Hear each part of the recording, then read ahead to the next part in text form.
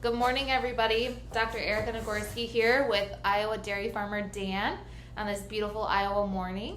And I'm at the operation. He's giving me a tour. Hopefully we'll get some fun videos Absolutely. at some point, but we'll just do a little interview.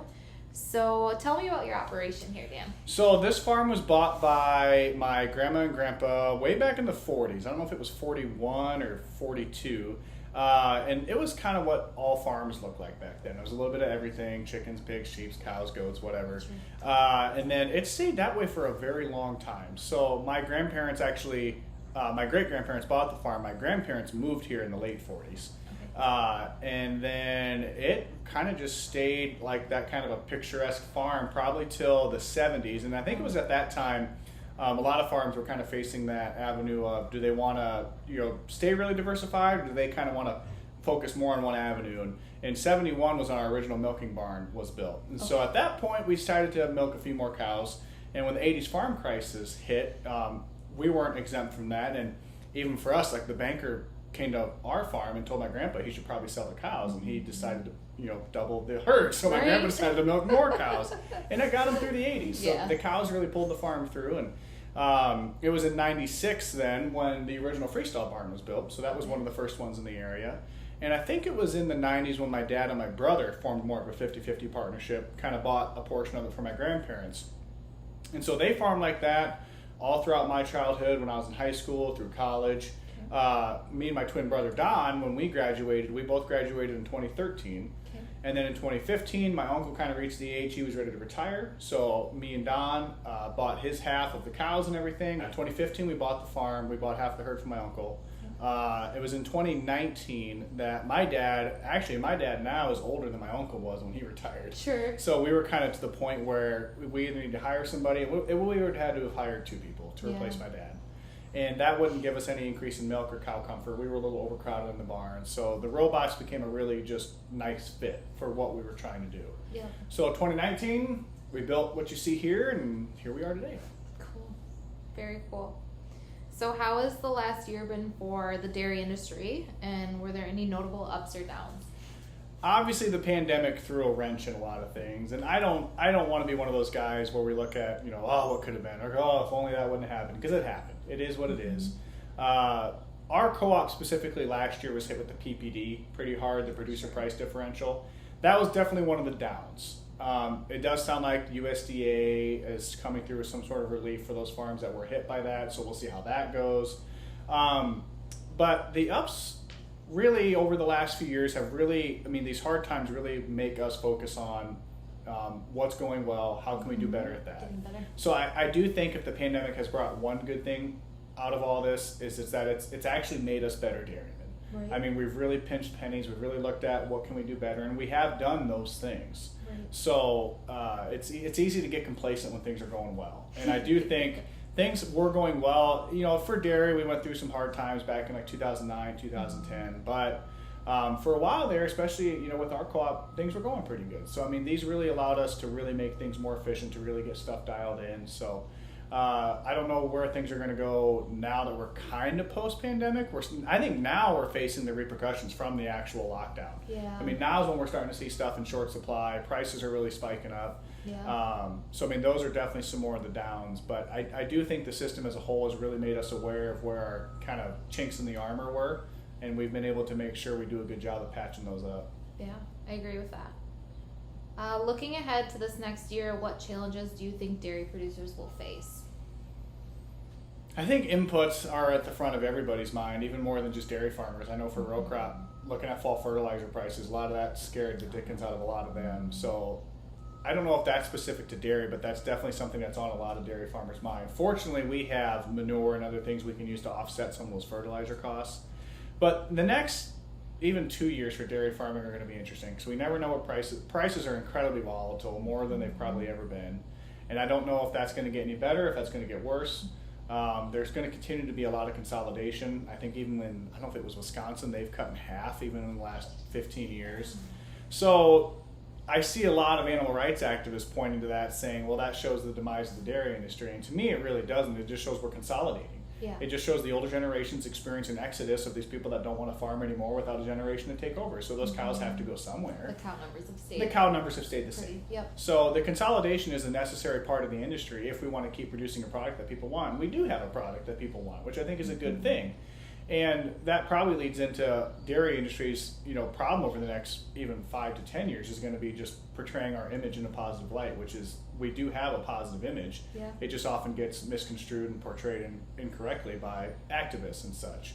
So I think dairy industry was incredibly successful in the 90s with the Got Milk campaign, but today's generation just doesn't believe anything big industry, or big image. That's why our generation, late millennials and now Gen Z, tends to stay away from Walmart. They tend to stay away from big companies. And it's kind of the same thing with advertisements. Talking with our local checkoff representative, advertisements in their mind just don't work anymore as well as they used to. So I think the dairy industry over the next 5 years is going to have much more of a grassroots effort. Yeah. Actually getting farmers to be the voice instead of just an industry rep. You think of the billboards, even from the pork industry, where it's just a guy on the billboard with his arms crossed, like, we care. It's like, do you? I don't know who you are. Yeah. And so I think trying to get more of a face to the dairy industry is what's going to be really important moving forward. Yeah, absolutely. And I think generations have gotten so far removed from the farm. Even 2 generations ago. Yeah. It's really unfortunate, but that's why we're here today, to do stuff like this, right? Tell the story and get people informed. So 5 years down the line, where do you think your operation will be?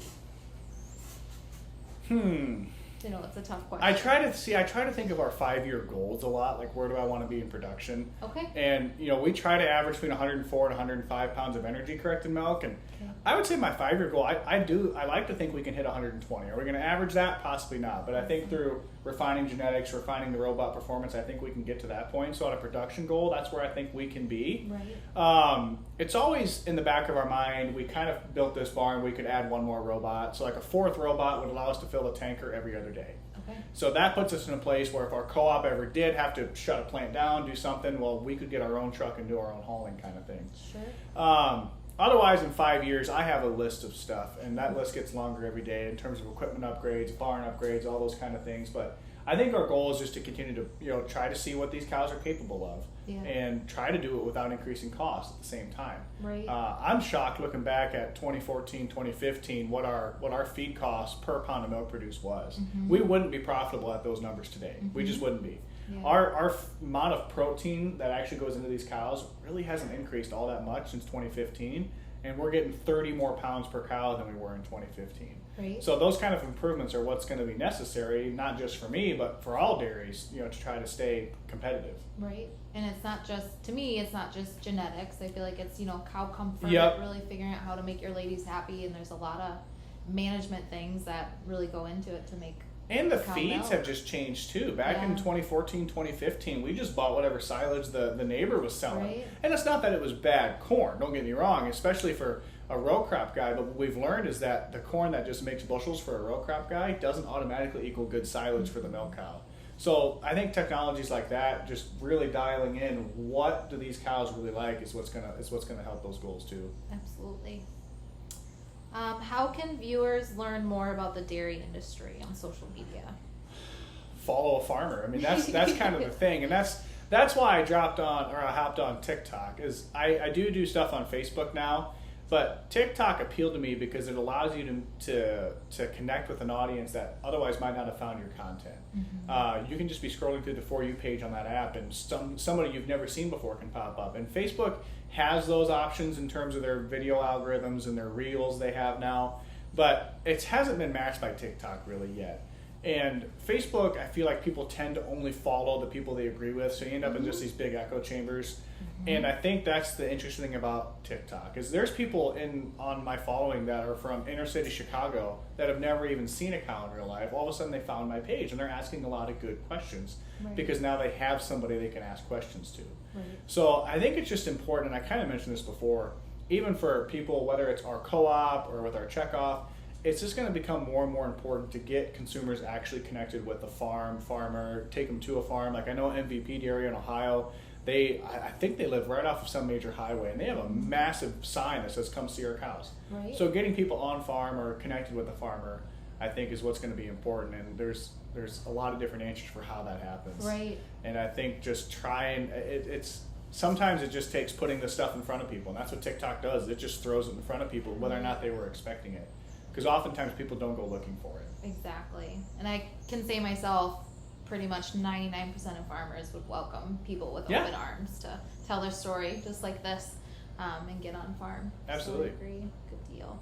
And then this is just kind of a side question. Do you think there's anything FBN could do for dairy producers specifically? I was thinking about that, and I think it kind of leans into what I just said before, was if FBN or any company, industry, etc., can showcase farms that are good at connecting with consumers. And I like to think, like, even myself, I try to do that. But there's other creators too, like, you know, Megan Dairy Girl or Dairy Carrier. I think like Modern Farm Chick on Instagram has a following, or New York Farm Girls. I think it takes people to see that we aren't these evil, greedy monsters. We're just people. Hard. You know, we're just people, and we take care of our cows. We know why we do what we do, and it's just hard to get people connected with the farmer. But social media has really great avenues to make that happen now, versus that wasn't around, 20 years ago. Yeah, even to the extent 10 years ago. Exactly. And I think part of the problem with the dairy industry is, and this probably isn't even just dairy, is that as our farmers got older and older, well, the younger generation took to social media much quicker than the older generation did, obviously. Well, look at the average age of a farmer. It's like 60 years old. So dairy industry was just really late coming to the game, in social media. Now we're finally hopping on Facebook, TikTok, Instagram, whatever. If we would have done that right when the Gen Z and the millennials did, maybe we'd be in a different ball game. Maybe those activist videos wouldn't have the stronghold that they do. Yeah. So I think that's one thing that's finally starting to change, is agriculture is starting to become trendy again, possibly, or we're trying to make it trendy. For sure. I don't know how well it's going, but we're trying. Yeah. Good deal. Awesome. Okay, I think that's it. Great. Go play with some cows. We'll try.